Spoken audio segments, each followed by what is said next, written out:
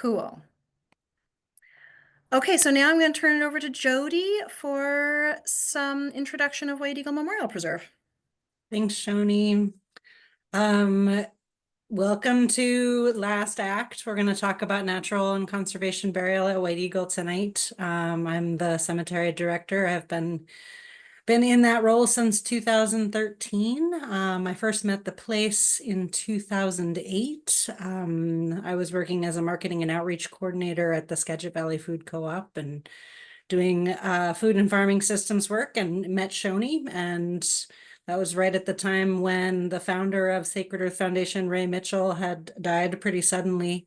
And a bunch of people were feeling called to come back and help keep this place going and devote themselves and their calling to the land and to this work. So I came out and then came back and then came back and then agreed to step in after the 5 founding members of the cemetery, Bob and Chris, who are on the call with us today, I call them emeritus. They're still incredibly valuable and crucial in the work that we're doing.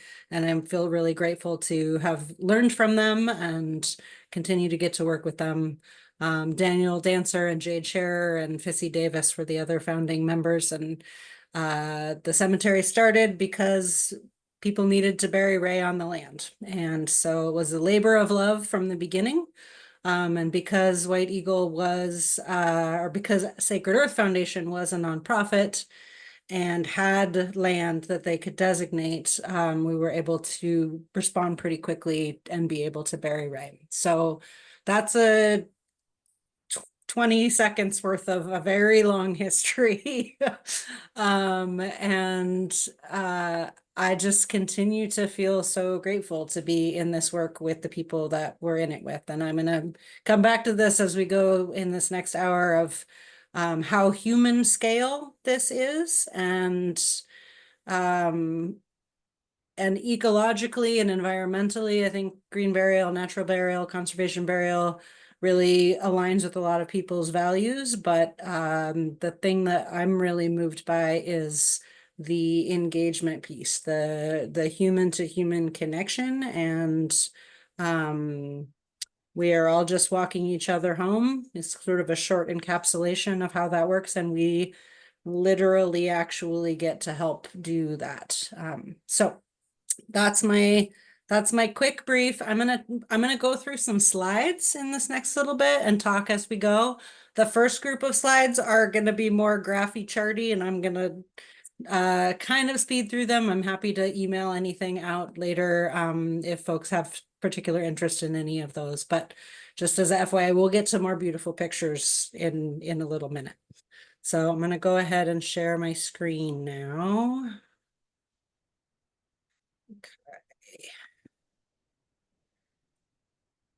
This is a picture I took on my phone for somebody who was trying to pick a site remotely. Just FYI, that's part of my job, is wandering through these beautiful woods and sending pictures to people and seeing what resonates. How do we do next? Oh no, technology. Hang on. There we go. So this is a site familiar to folks who've been out before. This is the edge of Rock Creek Canyon, and we call this the Eagle Wing. Ray Mitchell's good friend David Govedare was an incredible artist and made the entrance arch and also this piece of kind of reclaimed metal sculpture, which has been a place of gathering for some decades now.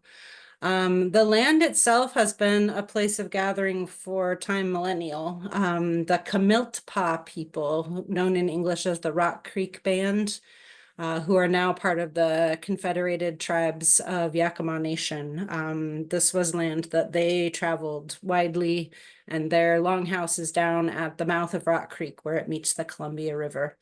It's one of the most important watersheds in eastern Klickitat County, and Ray spent most of his life in company and support of many, many people trying to help protect this land. So we're still at it. But this is kind of a place of awe and wonder, and uh, and also sustenance and work. I think there's been a lot of people over the millennia that have connected with this very beautiful canyon. It's mostly Gary oak and ponderosa pine. And there are native steelhead population in Rock Creek, which in the summer is not a full running creek. It's down to what we call the mermaid pools, but it's a pretty important conservation area. The Gary oak habitat has been incredibly degraded over the last 100 and something years, and so this is a pretty special conservation area.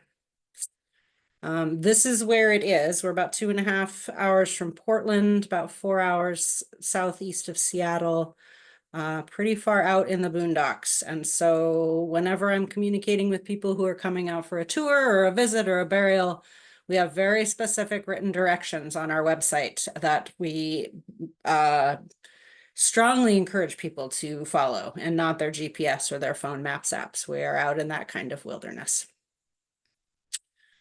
The particular kind of wilderness that we are actively stewarding is currently 1,263 acres, and that's the blocks in green. This is laid over a topographical map, and that grew from the original acreage that is the Coney Ranch Valley here in 1973, and over time has as need arises, as parcels are being sold, it's kind of been a very responsive process to grow the acreage that Sacred Earth Foundation is stewarding.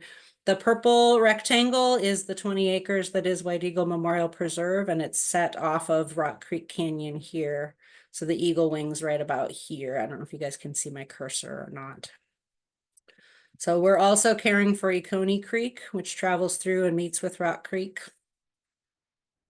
And what we're doing with the 20 acres in that purple rectangle, and I'm going to come back again to the dynamic kind of holding that is land and grid maps, is called natural burial, green burial, and conservation burial in particular.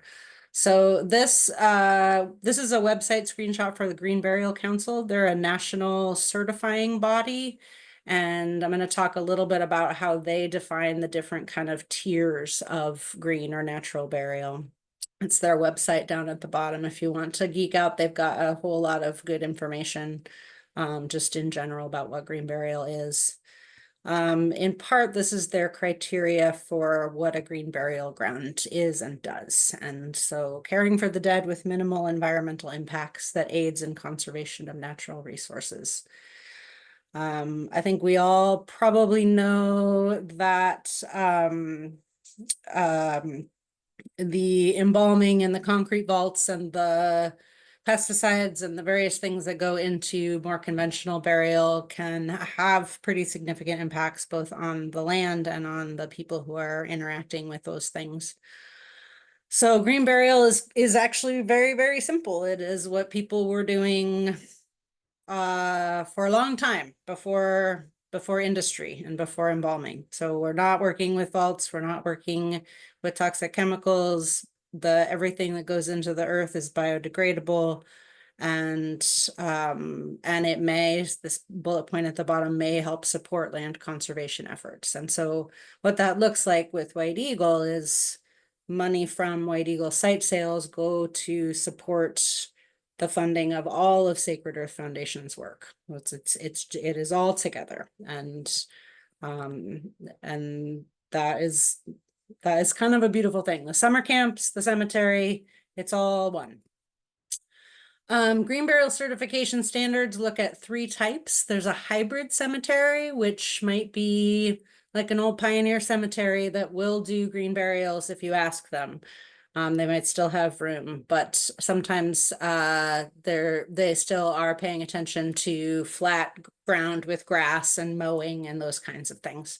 Natural burial grounds are often more conventional cemeteries that have designated a separate area where they're doing natural burials, and they're making burial mounds and letting those mounds subside and maybe doing native tree planting or things like that. So one of the key points I want to highlight here is number 2, providing clients and families with the opportunity to participate in the burial and ritual process. And that's a thing I think that really is emerging as a palpable way of grieving well, getting to do that ancient human duty of laying a loved one into the earth. So these are things all 3 tiers kind of hold in common.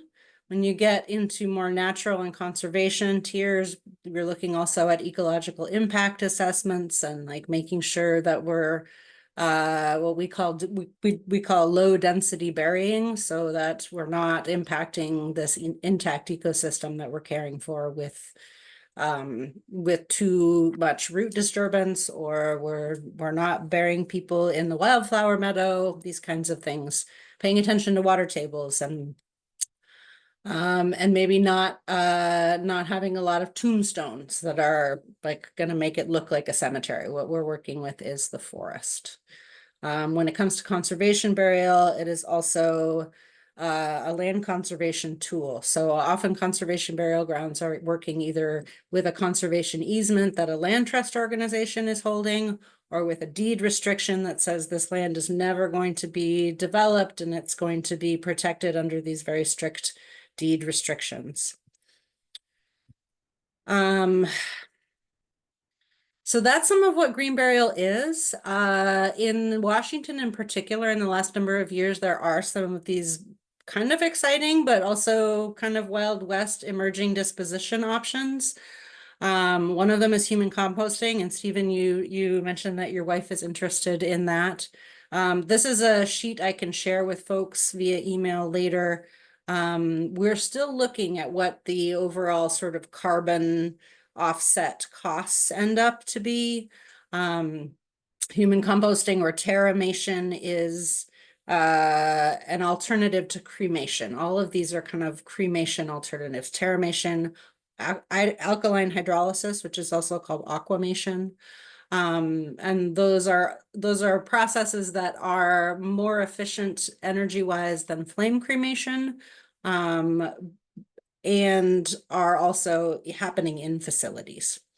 So a building with tubes that people are put in, and either with compost materials or with water and potash, in the case of aquamation. And to answer your question, Stephen, we can accept some of your wife's potential eventual soil material, but the kind of leftover amount of material for human compost is basically a truck bed full, and that is helpful for environments that are doing a lot of soil remediation. In our particular case, we're working with an intact ecosystem, so we're trying not to disturb it or disturb the balance over much. So we could accept a portion of that, but probably not the full amount. So here's again just a kind of the pluses and minuses of each of these different things. And I'll show you these websites are helpful, I think, for learning more about the different options. If you want to geek out on what conservation burial is, this is a great website to go to. I'm on the Conservation Burial Alliance board, and we have a group of existing green burial grounds or conservation burial grounds, and then a whole bunch of folks who want to start up one in their own area. And so this was developed as an educational resource to help people learn what it takes to do that, which is kind of a lot. And if you want to connect with me on that level of conversation, follow up with me later, and I can plug you into different things. In the meantime, here is the meadow in the center of the cemetery. So this is our office, if you will. And this is in the springtime, incredibly purple and white and yellow with wildflowers. And there is seasonal runoff, and a like wetland happens here. There's also Camas here, and in the last couple of years, we've been able to host a gatherers group of people who are harvesting their first foods and helping to prepare it together, which has been a really sweet kind of coming around again with this land. What this land looks like in grid form is this. And so Chris and Bob and a crew of folks were on the ground plotting out a grid on top of this 20 acres of land. And we go A through G and 1 through 12. And at each of these little cross sections, there's a corner post marker. And this one would be B4. Oops, my cursor just went away. And within each of these section sites, within the B3 section, let's say there are 6 by 6 20-foot parcels, 20-foot sites. So 36 potential grave places. And again, this is low density burial, so 20-foot by 20-foot. And I say that because this is the first thing that I try to make clear to folks who are coming out for a tour, is that we laid a grid on the land and that what we're working with is the land. So within any given 20 by 20-foot grid square, there may be a cluster of oak trees. There may be a downed log. There may be a whole section that is a wetland, and we don't want to bury people there. So these are potential places. You can see some of them. This was handmade by Bob also. I should mention this is an incredible painting job. We began to try and plot in the reservations and the burials, but this is a stopped work in progress as far as the tracking on this actual map goes. This is a photo that somebody who came out for a tour and bought a site with his partner took of the place that they want to be buried. When Judy was mentioning in our introductions what a powerful thing it is to lay down on the earth and try and orient where you might like to be. I sometimes lay sticks down when I'm out with people on a tour. I'd be like, what's your angle of repose here?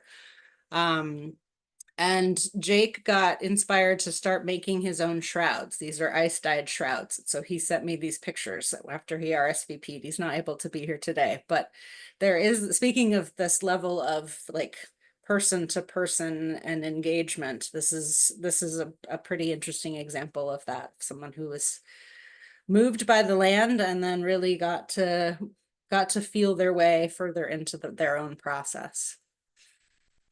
This is another example. This is another Wemp family person, Maureen Homan, who has a weaving business called Woven Thresholds out on the Olympic Peninsula. And she made and gifted us this soul boat, is what she calls them. And so for shroud burials in particular, we're able to place the person in their shroud inside of this container and convey them out graveside. There is a whole blending of beauty and functionality in this work that I just really respond to. I think a lot of people do. The slide on the left is a shroud that Chris made. She has been doing such beautiful work. She can do custom pieces with quilts that been in the family. The picture on the right is the soul boat in progress, and a family had spent the morning decorating it and bringing it out to White Eagle. Here's another one of Chris's shrouds. I think she used a piece of lace that the woman had from a grandparent. And Chris's shrouds have a backboard sewn into them and these straps, which make them pretty easy to work with. Not all shrouds have that kind of sturdiness to them. And then this is one of Bob's beautiful caskets. And I think that's Hazel. She was a really wonderful burial support dog. She just was so attentive and a lovely presence at burials. Miss her. Here's an example of some people who really leaned into that kind of creative process. This is a burial we did for Leslie a few years back, and Leslie was a horsewoman, and her sister stayed up all night decorating their horse trailer and her medals and her saddle, and she loved butterflies, and they had Bob make her this casket with the wood burned butterflies. And when she arrived, we transported her, just the shroud, not the purple sateen, into the casket. Um, and it was just such a, like, back to this labor of love for her sister to do, a way to be really present with this process and to drive her out. People don't always have horse trailers. Sometimes they have Subarus, sometimes they have trucks. Sometimes they're working with the funeral home and the funeral home is driving them out. There's no right or wrong way to do this. It's just, there's a little more gracious space, I feel like, with this kind of burial to really be personally honoring to whatever degree you feel you have the capacity for. So Bob's caskets are, I think you can see the handles are jute or rope, and they're done with a good glue, and they're done with a lot of care and attention to beauty and detail. The graves are also dug by hand here. So this is a picture from a grave digging work party last fall, and that's one of our board members actually on the left, and then a student at WSU and her dad, and they came out for this grave digging work party and spent the weekend digging this grave together. And we're using pickaxes, we're using dig bars, shovels, a lot of love, some laughter, some tears. It's a really beautiful way for people to commune together and in preparing places. We try to have some places prepared ahead of time for what we call at-need burials, just because it takes some hours of work to do this work. And then on the morning of a burial, we're heading out with greenery from the garden and biomass, which is in our case oak leaves and ponderosa pine needles, sometimes wood chips, and making beauty graveside. So you can see in the picture on the left, there's what we call the topsoil pile. So that's the first foot of earth, and we put that back on the grave mound as the last foot of earth, and hopefully we're preserving some of the seed bank there. The biomass has some real good mycelium and kind of a recomposing starter kit.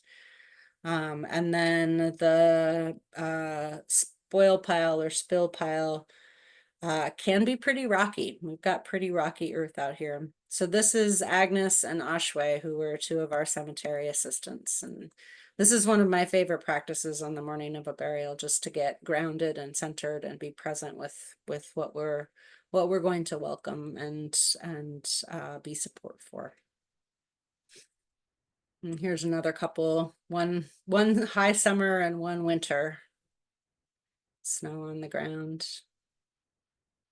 I really encourage families to make beauty on the surface of the grave mound once we've completed closing the grave as well, just as a meditative practice. Kind of, there is a real genuine sense of a kind of completion going all the way through, from the first layers of biomass that we're putting on top of the burial vessel, and then handing people the shovels and inviting them to help with 2 shovels full or 46 shovels full, and then encouraging the kids to go find pine cones, and like what that is to make collective beauty together. So this is the partner of a woman who we were burying, and he had gone to their favorite park and gathered some yellow flowers from one of their favorite trees, and he'd come out ahead of the burial in order to spend some time just by himself with her grave before he was welcoming the rest of the family. And here's that soul boat in action again. One of the updates from White Eagle is we have a new cart, and it's beautiful. This cart has served us well, but I don't have a picture of the new one, but it's been lighter and just lovely to work with. You can also see in the very back of this picture, the entrance arch has been down. One of the posts started cracking a few years ago, so we took the arch down before the wind took it down for us. But we've got new posts in, and we hope to raise the arch again this spring. So when people arrive for a burial, we tend to gather down in the Oconee Valley, and then we caravan up to the upper parking area, and then we put the burial vessel on the cart, and then we walk it out. And that can look like 1 to 2 people and our crew helping, or it can look like 45 people and we're just there to kind of suggest what the next step can be. So this wheeled cart has a dowel, the new one too, same dowel through the yoke, and somebody's generally acting as the brake. But this allows us to get pretty much anywhere we need to in the forest. And then once we arrive graveside, sometimes we'll do the lowering right away. Sometimes the person will be on the cart while people are telling stories, or a clergy member is reading scripture, or it's a very wide gamut. But at some point we do the lowering. We've got these lowering straps, and we are again inviting people, if they're comfortable and if it would feel good, to help with each step of this process. So these pictures are from a National Geographic photographer who came out, and the family has given us permission to share their story. This is Natalie's burial. And this picture, I feel like, is really just kind of conveying what is happening. People are in their burial clothes. Hopefully they are wearing solid shoes. That's one of my requests in the what to expect on a burial day. And they are taking turns with the shovels. So these are her parents there in the back. And we're making a burial mound, and then there's no real rush or timeline on this. I will invite folks to stay and have some private time if they need. Often I'll walk a group of folks out to the canyon, and we'll spend some time just like this, kind of letting that all sink in, what we just did. And then we have a little picnic table area with some extra chairs, and sometimes people have picnic potluck receptions. Sometimes they'll go get dinner in town. This kind of depends. There's not a time limit on any of this. So here's another example of a prepared grave place, and then this family gathered just so many flowers. Their mom was a gardener and a bird lover, and they were planting all the flowers like up, which I thought was just wonderful. A couple more grave mounds. Some of the graves are ringed in rocks and pine cones, and some are not. Some of the graves have headstones and some do not. These are Laura's parents. She came to tour White Eagle and liked how many song lyrics she found on some of the gravestones. I think Warren Zevon songs in particular. I think that was a selling point for her. She wasn't able to be here today, but I know she's going to watch this recording, so I'm just going to shout out to Laura. We just asked that they be rock-shaped rocks. And again, this is no right way or wrong way to do this. Sometimes they are completely family held. Often there is a mix. The funeral homes that are familiar with green burial are in our area are pretty incredible, and I've worked with so many beautiful funeral directors, and they can be really, really helpful. Grief and logistics are not great friends. And I will, in a presentation later this year, kind of go into more detail about the logistics part of everything and the planning. I will say, if you're kind of wanting to think about it ahead of time, the National Home Funeral Alliance has incredible resources for how to care for a loved one at home. That includes like the bathing and the dressing of the body, and the practical things about dry ice or Techna ice to keep a body cool. They've got a whole bunch of good resources on their website. And then we developed a series of websites, this one for Washington, washingtonfuneral.org, and this one for Oregon, oregonfuneral.org. And there are stories of green burials, and there are how-tos, and a lot of law statutes. A lot of times people feel like that it's not legal to do things just family and community directed, and that is a fallacy. But it does help to be informed, because especially with the paperwork pieces, it helps to be informed and to check in with your county clerk's office ahead of time, some of those kinds of things. So I'll talk about that more in the next presentation this year. Yeah, so here's contact information for me. I do also want to share with you, I think this will come out forward. This was we'll call this my Lunar New Year gift to myself. It is open, blank currently, but it is full of information that the people who you are leaving behind will want to know and will maybe not be in the best headspace to track down.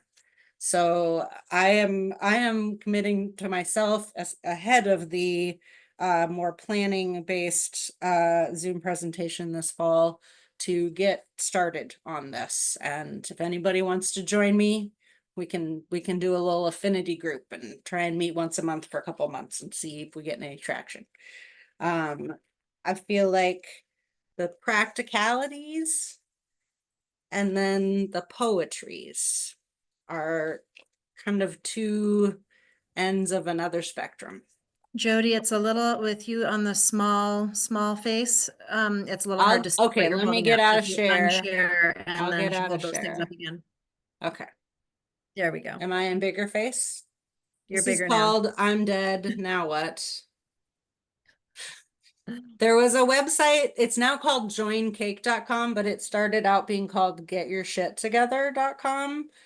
And it was started by a woman whose husband had died and they had done no pre-planning whatsoever. And so she made it her life's calling, gyst.org, but it's now called Join Cake. Similar concept. And then the other one that I was sharing is Donna Ashworth's book of poetry called Loss, which is good for grieving, good for grievers. I just said a lot of words. Good ones. I just want to recognize that we're all taking in a lot of information in this particular time in our cultural timeline. And hopefully this is helpful information to be grounding and to be like soothing the nervous system a little bit. Because I feel like doing pre-planning work can be one of the really valuable gifts we give our families, we give our loved ones, to let them know what you want and how best to honor you and what the heck to do about all of this, and also where your passwords are and all of that kind of stuff. So that's my hope and intention with what I've just shared, but I recognize it's a fair chunk of info. Thank you, Jody. That is a lot of information and also just scratching the surface to how much there is in this whole big work of considering our end of life plans and what's going to happen to this precious body at the end of its journey. Yeah. We saved time for questions. And I know that there were some questions that came up in the intros that we may not have touched on. So let's hear them. You can unmute and you can pipe up with questions. And we can moderate as needed, or you can also put them in the chat if that's easier for you.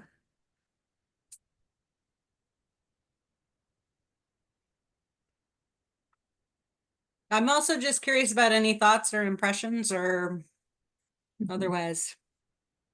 And I would also say that folks who do have your own sites, if you have anything to share about your experiences with White Eagle, that would be welcome here too.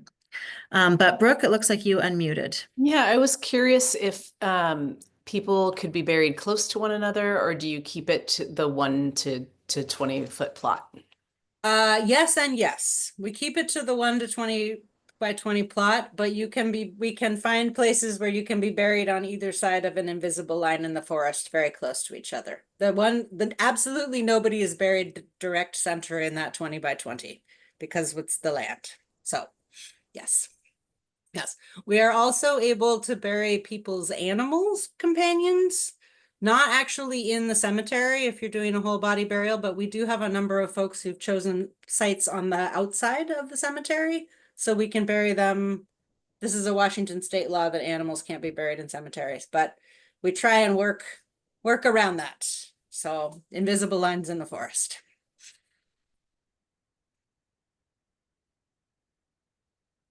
Judy, it had looked like you were unmuted for a second. Did you want to pipe in?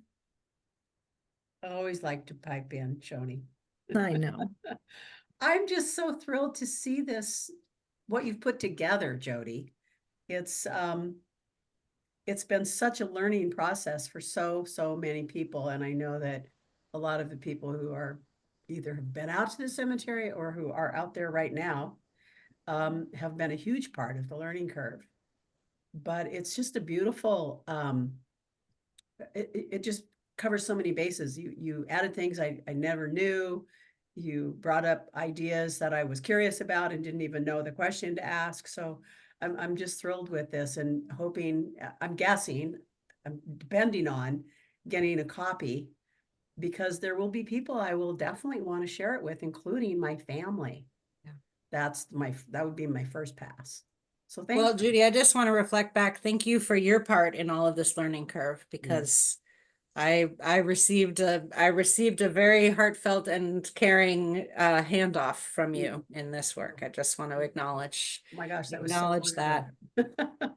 And one of the other newer fun things, I think we've been doing this unofficially for multiple years, but we've been formalizing an internship program over the last couple of years and receiving just really amazing response from people who want to come out and dive into this kind of work. That feels really good. Alex, I saw your question, and it was about cremated remains in a site. Yes. Let me get the chat The open. question is, if I have ashes, can multiple people, 3, be buried in the 20 by 20 plot? Yes. So I will caveat to say that Washington State, because they are working with conventional cemeteries where the site is so big and right next to all sorts of other people, they ask that a body burial happen first or simultaneously.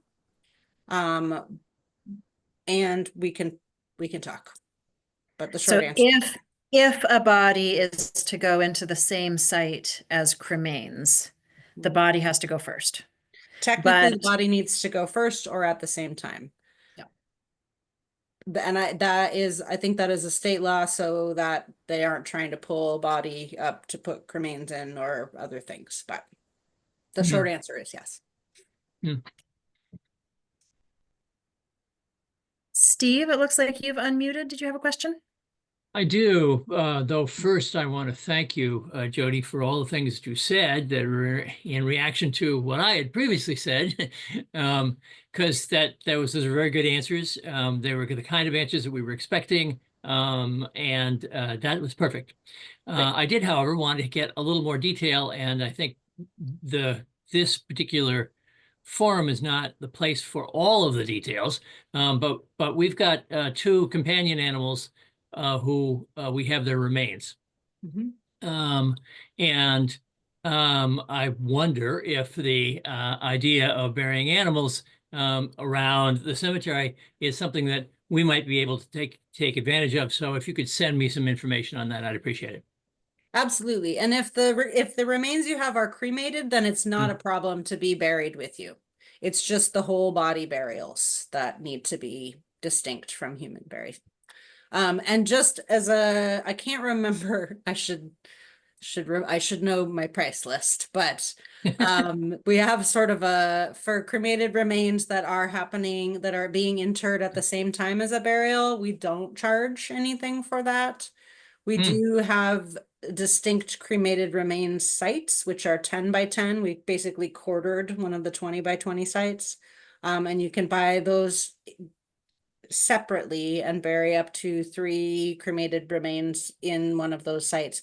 I think that's $880. A whole body burial site is $4,000. If you're buying a second site, it's 10% off. If you want to be on a payment plan, it's $500 and then basically $70 to $90 a month for 3 years. So those are the at this time, it's the $3,000 for a right to interment, $300 in addition, which is 10% goes to endowment care. And then what we call our open and close and burial fee is $700. And that's not due until a time of burial, but we do have a pre-arrangement fund account that we can receive those monies ahead of time, and then transfer them when burial time happens. So Okay, those are thank the you. money pieces. And I think if you're wanting to bury animal companion whole body, it's like a sliding scale by weight. And we reserve the right to refuse because burying horses is not. Whoa. So we have to have some boundaries, occasional Yeah. boundaries. I Yeah. did work with a woman who was like, I have some of my dog's cremated remains. And I was like, how many? She's like, 8. I was like, that's a lot. Ooh. So anyways, Yeah. all Yeah. all the little details, but Okay. Thank you again. sure. Jody, one of the most frequent questions that I get when I'm talking to people about the cemetery is how do people get out to the cemetery to be buried? You spoke to that a little bit in your presentation, but can you just speak to like the range of options and how those transport logistics work?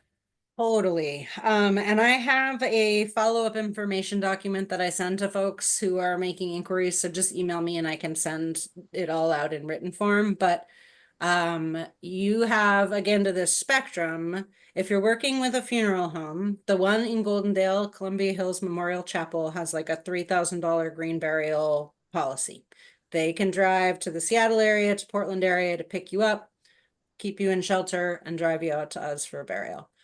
Or you can work with a funeral home in your area. I'm familiar with most of the ones that are green burial friendly in most of, well, not all of Washington and Oregon, but like I can help do some research for you. They could receive you at the time of death, hold you in shelter, which is refrigeration, and then bring you out at the time of burial. The questions that I'm asking people when they're calling about a burial are, do you know what kind of burial vessel you're going to be? Are you going to be in a shroud or a casket or a wicker basket? And we want to know what those dimensions are because we want to dig the right size grave space. And then, are you working with a funeral home?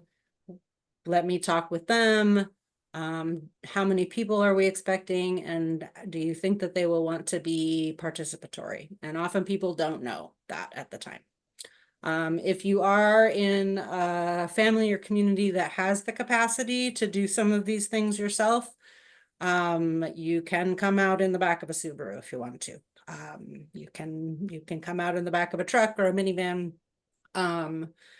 I will still want to know what kind of vessel you're in and all of those things, but it can be really, having given people their last ride, it can be a really meaningful thing to do. Thanks. Yeah. And then there's a question from Phyllis in the chat to go along with the transportation question. Would it be possible to tour the site with or in a wheelchair? Yes and no. We did just, oh, this is another new thing. We did just receive a donation from a woman whose husband had some access challenges. And we have a Kawasaki Mule now, which is off like an ATV. So we can get more places in the cemetery than we could before for people who don't have good walking capacity. It's not paved, nothing is paved. The main kind of central path is doable with a wheelchair, especially if you have somebody who can help to walk you, and we just take our time. But we can't get like all the way into the forest places. That's really something we're trying to work with, because so many people who are either coming out for burials or who are interested are dealing with bodies that aren't hikers anymore. But with that ATV, that has really expanded our capacity to get more people further into the grounds. So it is possible to see the edges of the cemetery from your vehicle. I mean, we have had people come out and just stay in their vehicle and look from the window, and we go as far as we can, and we can drive around to two different sides of it. And then there are, from each of those sides, you can get a certain ways. Or if transfer into the ATV is a possibility, then that expands our options. Yeah. Thank you very much. Yeah, thanks for the question. It's a tricky one for us, being wilderness, rough ground. Accessibility can be a challenge sometimes, but we're always working on it. Yeah. Okay, And if it's people, I'm just gonna say one more thing, if people are interested in coming out for tours, the best way to do that is just to email me, and we chat back and forth about when we find a good time. one really particularly wonderful time to come visit is the Memorial Day open house on Memorial Day Sunday of that weekend. It's a beautiful time on the land, and we always have an open house that is a lovely opportunity to gather with other people who are connected with the space and to tour and spend time on the land in the springtime. We'll follow up. We'll send you an email with a link to the presentation and some of the materials that Jody shared. And we're always happy to talk with people one-on-one about all the work that's happening out here, the cemetery, camps, Spicone, the Land Trust, the bigger picture of what's happening out here anytime as well. But really appreciate you all spending a part of your evening with us and learning a little bit more about what's happening here, and hope that you'll join some of the other little Zoom events that we have coming up through the year about different parts of the organization too. And there is one in, what did we say, November, about end of life planning, to get a little bit more into the details of planning and preparations. Yeah, and if anybody wants to help me do my homework along the way, let me know. Oh boy, the coyotes just started howling very close to my house, right outside here. So I think that that's a sign. We're going to go ahead and sign off. All right. Have a good evening, you all. So nice to see your sweet faces, and we'll see you next time. Thanks, Thank you. everybody. Thank you very much. Thank you, Shani. Thank Thank you, Bye. Jody. Wonderful. See you this weekend.